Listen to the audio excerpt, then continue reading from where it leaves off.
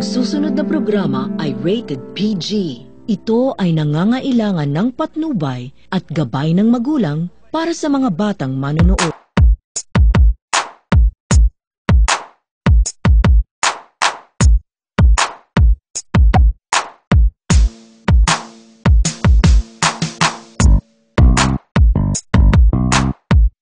Yeah, Freestyle 2010.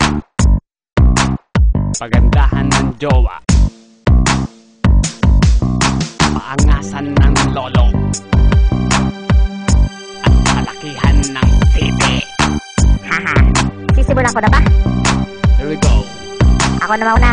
Take one. Ang GF ko, kutis niya ay napakakinis. Yung GF mo, kutis ay parang sa atis. Ang GF ko, sunod sa akin sa isang bulong.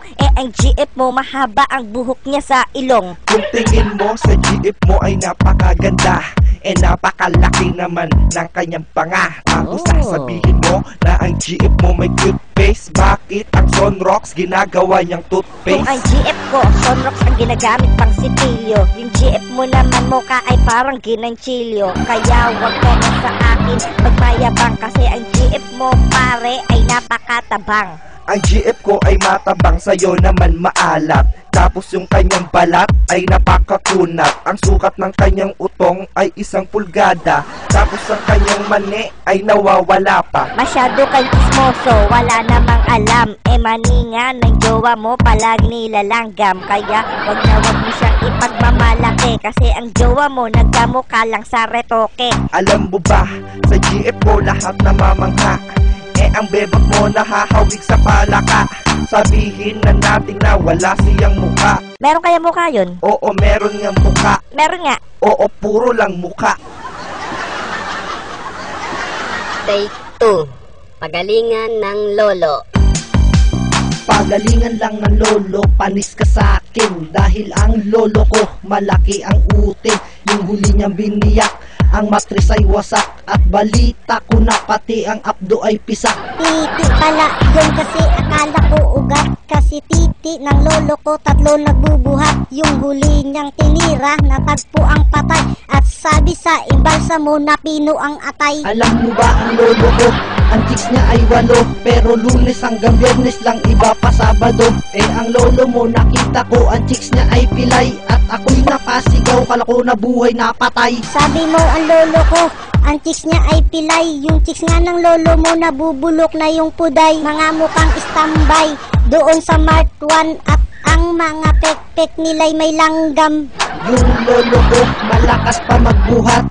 Ang lolo mo parang ugat ng duhat. Para siyang may TV, angat na ang balikat. At kala mo pagong nasa likod may buhat. Sinong pagong? Yung lolo mo nasargo ang ilong. Natadtad ng galis at sa itlog may kurikong. Umugi lang ata iyan ng konti sa leon, pero wala pa rin pinag-iba, hawig siya nilikong. Take 3. Patigasan ng titi. Here we go. Kung patigasan lang ng titi, mas matigas ang akin. Lahat nasa sarapan kahit di na virgin. Di tulad ng sayo, ang titi mo'y malambot. Malambot, malambot, pati ang betlog. Paano mo naman nasabi na ang titi ko'y malambot? Baka kapag nakita mo to, ang puwet mo ay matakot. Ang titi ko'y tigasin, laging nakatayo.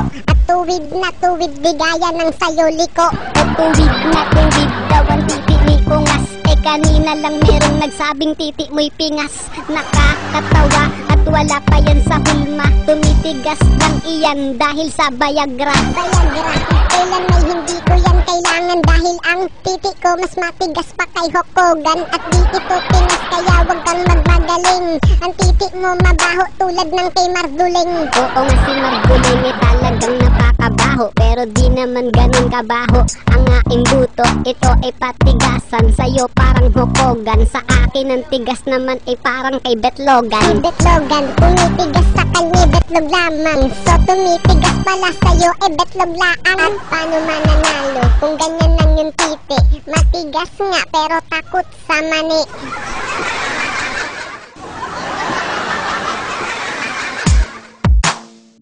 Konsumisyon.